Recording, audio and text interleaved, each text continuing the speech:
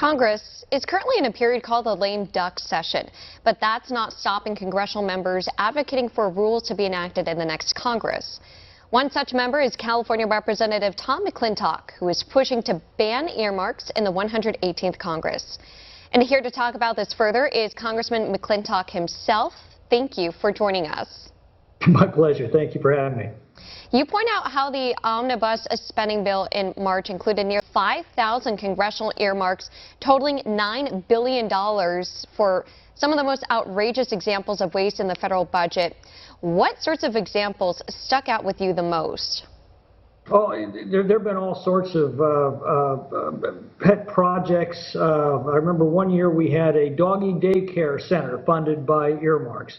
These are projects that are so low on a local government's priority list that they don't dare spend their own taxpayers' money, but they're perfectly all right having taxpayers in other communities pay for them, and that's what the earmarks do. They're the process by which individual congressmen direct spending to pet projects in their districts or make grants to favored supporters. It bypasses the merit-driven competition for federal contracts.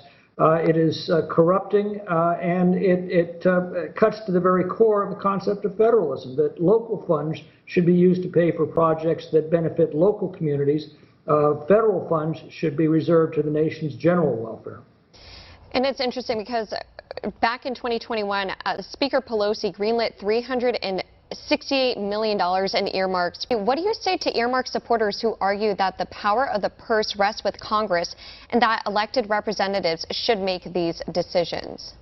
Well, they're flatly wrong. It's been a settled principle of good governance since the days of Magna Carta, that the power to appropriate funds should be very separate from the power to spend those funds. That's at the heart of our separation of powers. Congress appropriates but cannot spend. The president spends but cannot appropriate. You combine those two powers in the same hands, you have a recipe for waste and corruption. And as Madison said, that's why we have the separation of powers. You put those powers in the same hands, you have the foundation of tyranny.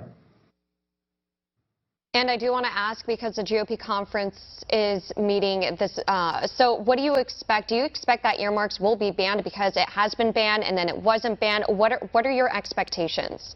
Well, that requires powers beyond my control.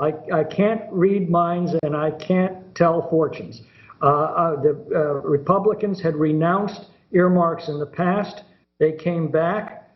We need to reclaim the mantle of fiscal integrity and fiscal responsibility, and I can't imagine a more powerful message to the American people that business as usual in Washington is now over than by to renounce these earmarks. And real quickly, I know that there's some House votes going on, but I do want to touch on government funding. There seems to be a consensus from both Republicans and Democrats to pass an omnibus spending package as opposed to a continuing resolution.